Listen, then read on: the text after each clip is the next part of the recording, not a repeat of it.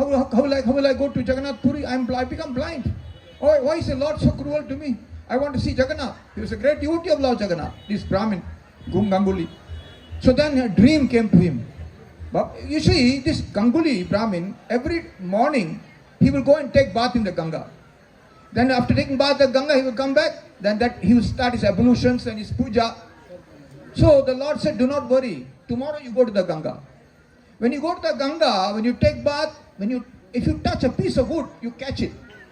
And if you touch that piece of wood, your eyesight will be restored. It came in a dream. So this great devotee, Jagadish Ganguly, he went next day as usual, he went to take bath. And as he touched a piece of wood, his eyesight, his vision became restored. He became so blissful. Then the Lord told him again, you take this piece of wood, you go to one carpenter, and you ask him to carve a deity of Jagannath, because I want this Jagannath deity to be installed.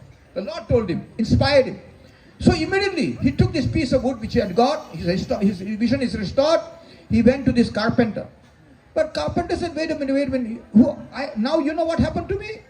I am suffering from leprosy. My arms, my hands can't move. I'm been stricken by this leprosy. So much pus, so much wound in my hands, I'm not able to do your work. Then the Jagannath Ganguly told him, do not worry. It's the Lord's instruction, you just try. And your hand will be cured. So hearing that this is a dream, this is the instruction of the Lord, this carpenter set to do some work. He attempted. And when he finished this deity of Jagannath, his disease being completely cured. So this is the same deity. I'm talking of this deity that is present here. This is the history of this place, So anyway, but after this, Ganguly established deity of Jagannath, and after some time, his descendants became completely weary. They became devoid of devotional practices. They became completely full of materialistic tendencies and ideas, and they committed lot of offenses against the lotus feet of Lord Jagannath, and the whole Vansh was cursed. And after Jagannath the worship was stopped completely. For some time, hundreds of years, the worship was stopped. Then after some time, one devotee called Jamini, he was walking, and he happened to see an anthill. Anthill, he said, it's too big. This anthill is so huge. So he started digging. And to his surprise, he saw the deities of Jagannath, the deity of Jagannath in the termite hill. You see, termites, they eat wood. But this deity was not touched by the termites, which is very incredible. Immediately he excavated that deity and restored worship. And now this worship is going on, this worship of Jagannath. This worship, and so this Jagannath deity is now it's under the care of the presence of the International Society of Krishna Consciousness, under the Acharya the Acharya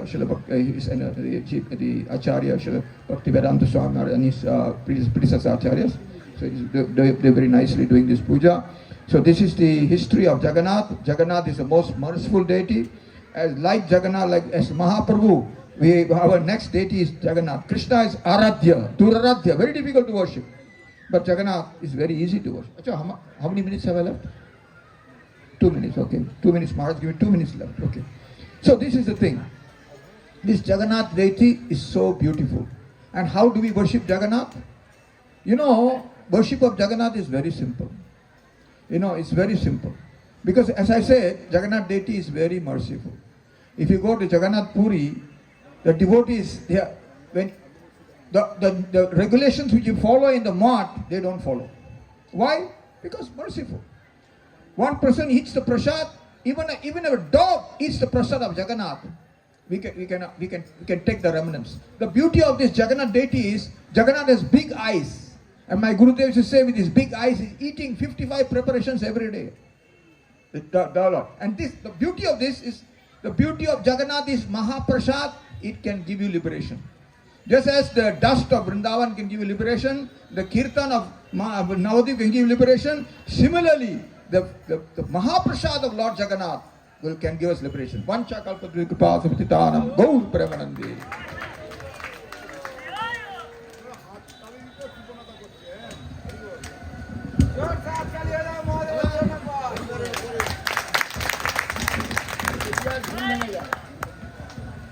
হরে কৃষ্ণ ভক্তমণ্ডলী, আমরা এখন যেখানে এসে উপস্থিত হয়েছি, বিদ্যুৎ মহারাজের শ্রীবাদের শ্রবণ করলেন, সেটা পরিপাখণ্ডে যা বর্ণিত আছে আমরা সে যথাশক্তি শ্রবণে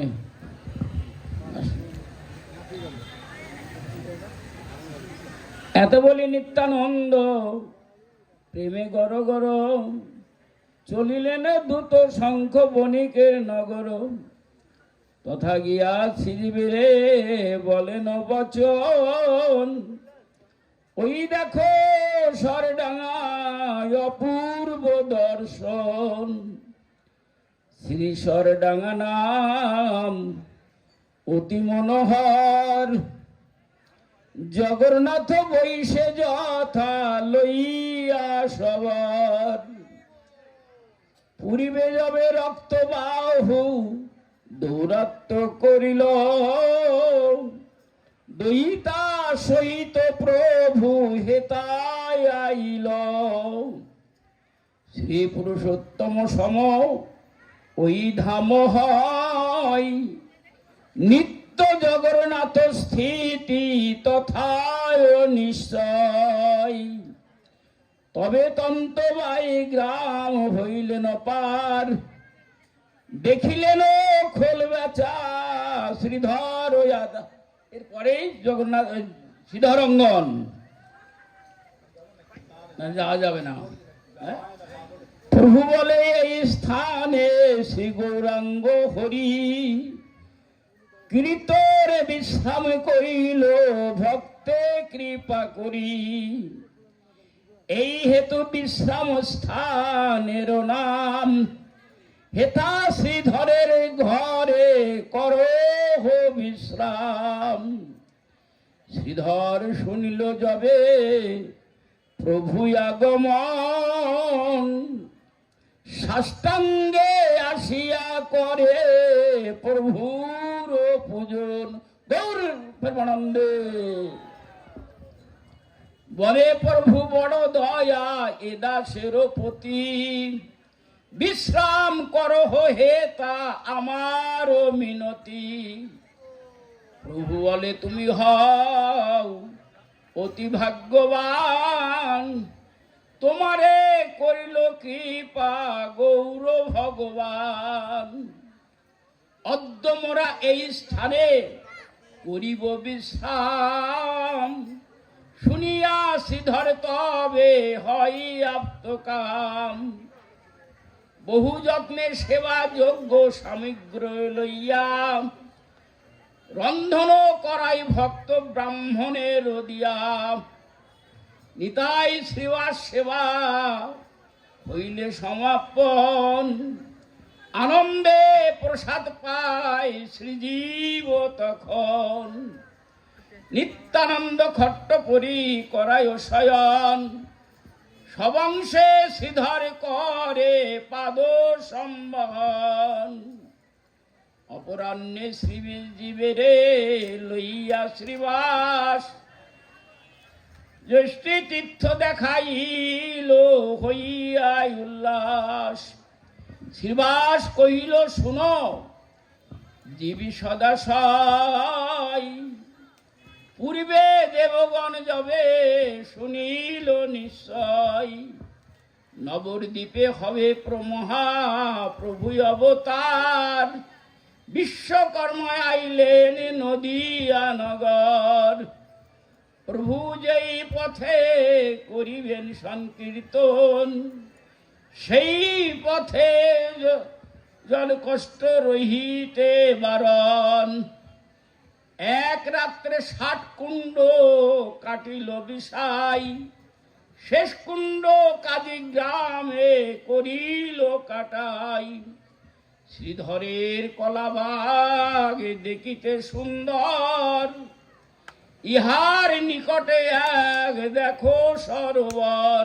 আমরা আগে যেতাম ওখানে, সরোবর পাশে আছে, কলাবাগান ছিল, অনেক পূর্বে পূর্বে মন্দির ছিল ওখানে। এই সরোবরে কভু করি জল খেলা, মহাপ্রভু লইলেন শ্রীধরের খোলা। অদ্যাবধি মুচা থোর লইয়া শ্রীধর, শ্রী সতী মাতাকে দেয় উল্লাস অন্তর, ইহার নিকটে ময়া মারি নামস্থান। দেখো হো শ্রীজীবী আজও আছে বিদ্যমান। গৌর প্রেমানন্দে, গৌর হরি হরি বল। তাহলে আমরা এখানকার মাহাত্ম এবং শ্রীধরঙ্গের মাহাত্ম আমরা এখানেই স্মরণ করলাম। এবার আমরা এখানে মহারাজ হ্যালো, হরে কৃষ্ণ। আমরা সিধাম জগন্নাথপুরীতে এসে গিয়েছি। জগন্নাথপুরী আর সিধাম মায়াপুর আর বৃন্দাবন ধাম অভিন্ন। যদি মায়াপুরে আসবেন তাহলে বৃন্দাবন পরিক্রমা হয়ে গেল, জগন্নাথ ধাম পরিক্রমা হয়ে গেল, শ্রীক্ষেত্র পরিক্রমা একই সঙ্গে। অর্থাৎ জগন্নাথের মধ্যে শ্রীমন মহাপ্রভু আছেন। জগন্নাথ ধামের সমুদ্র পাশে এটাই হলো শ্রী মায়াপুর ধাম বা নবদ্বীপ ধাম। মাঝখানটা হলো বৈকুণ্ঠ, দ্বারকা, মথুরা। আর এই সাইডটা হলো যেদিকে আছে গুন্ডিচা মন্দির, ওইটাই হলো বৃন্দাবন, মথুরা। তো ওই জন্য এখানে সমস্ত ধাম স্বরূপত বিদ্যমান। আমাদেরকে দূরে যেতে হবে না, জগন্নাথ ধামে যেতে হবে না। এখানে আসলে জগন্নাথ ধামের ফল পাবো। জগন্নাথের দর্শন এখানেই হয়ে যায়। জগন্নাথ এখানে বিরাজিত আছেন। আর এখানে একটু আগেই মহারাজ পাঠ করলেন, রক্তবাহুর উপদ্রবে জগন্নাথ এখানে এসে সেবা পাচ্ছেন। সবররা এখানে নিয়ে এসে সর ডাঙ্গা, মানে সবর ডাঙ্গা, সবর থেকে সর হয়ে গিয়েছে অপভ্রংশ, সর ডাঙ্গা, এখানে সেবকরা এনে জগন্নাথের সেবা করছেন। যেমন আপনারা চাকদোতে পাবেন, জগন্নাথ এসে চাকদোতে পূজা পাচ্ছেন, সেই জগন্নাথ, সেই পুরীর জগন্নাথ। তো ওই জন্য এখানে আসলে জগন্নাথের কথা স্মরণ পড়ে। জগন্নাথ এখানে অবস্থান করে কৃপা করছেন আমাদেরকে। আরেকটি প্রসঙ্গ আমাদেরকে শ্রীপাদ দামোদর মহারাজ বললেন, এখানে জগদীশ গাঙ্গুলি বলে একজন ভক্ত ছিলেন নবদ্বীপ ধামে। তার ইচ্ছে হলো অন্তিম সময় জগন্নাথ দর্শন করবেন, কিন্তু তখন তার বয়স তার সঙ্গে দিচ্ছে না, সাপোর্ট করছে না। কি করবেন? উনি স্বপ্নাদিষ্ট হলেন। জগন্নাথ বলছেন, তোমাকে যেতে হবে না, আমি তোমার কাছে আসবো, তোমার কাছে আমি প্রকট হব। তুমি যাও গঙ্গায় স্নান করো, গঙ্গায় যখন স্নান করবে তুমি পেয়ে যাবে আমাকে। আর তাই হলো, উনি যখন গঙ্গায় স্নান করছেন, উনার গায়ে বারবার একটি কাঠ এসে লাগে। সেই কাঠখণ্ড থেকে উনি আবার স্বপ্নাদিষ্ট হলেন। এই পাশের গ্রামে একজন সূত্রধর আছে, মানে একজন শিল্পী, কাঠমিস্ত্রি, যিনি আমার শিববিগ্রহ নির্মাণ করবেন। উনি কিন্তু কুষ্ঠ ব্যাধিগ্রস্ত। তাই জগন্নাথের আদেশ উনাকে জানালেন। আর উনি বললেন, আমি তো অপারক, বিকলাঙ্গ, কি করে করব? তবে যখন জগন্নাথের আদেশ হয়েছে আমি কাজ করব, সেবা করব। তাই উনি জগন্নাথের যে মূর্তি করতে লাগলেন। যতদিন এগোচ্ছে জগন্নাথের মূর্তি এগিয়ে আসছে, তার কুষ্ঠ ব্যাধি সেরে সেরে আসছে। সম্পূর্ণ জগন্নাথ দেব প্রকট হয়ে গেলেন আর সে কুষ্ঠ ব্যাধি মুক্ত হয়ে গেলেন।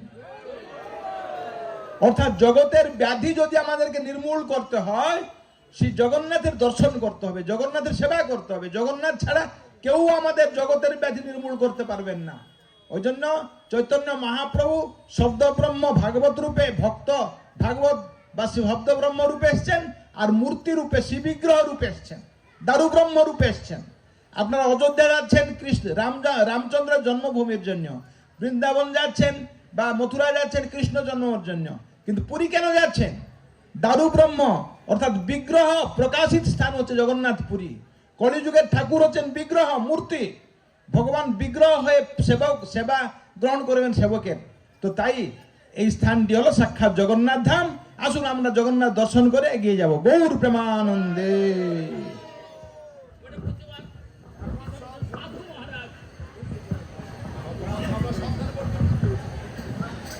আপনারা জগন্নাথ দর্শন করছেন তো?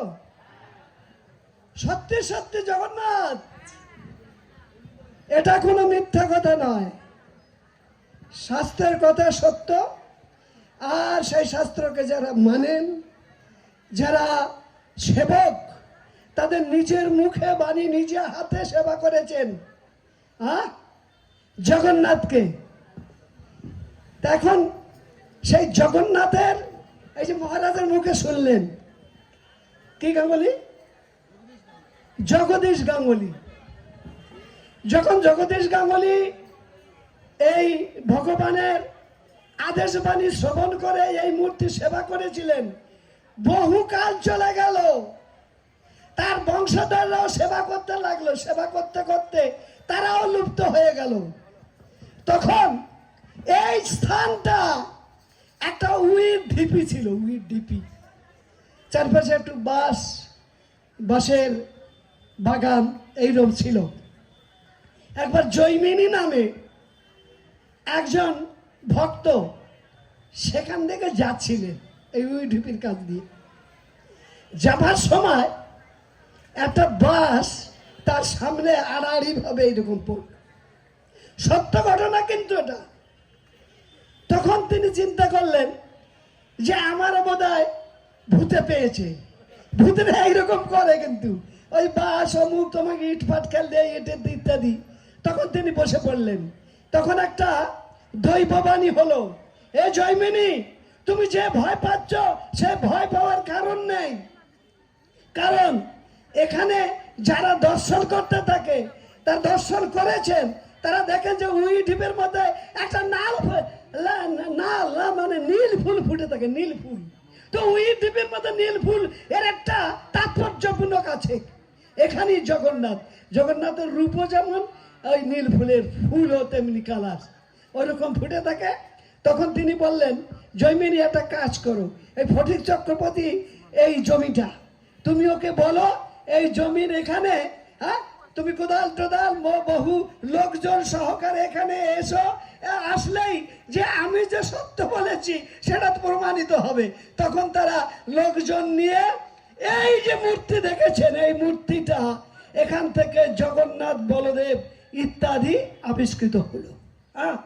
হওয়ার পর তখন সব অতি পুরানো, তো তখন জগন্নাথ বললে এই মূর্তিতে তো হবে না।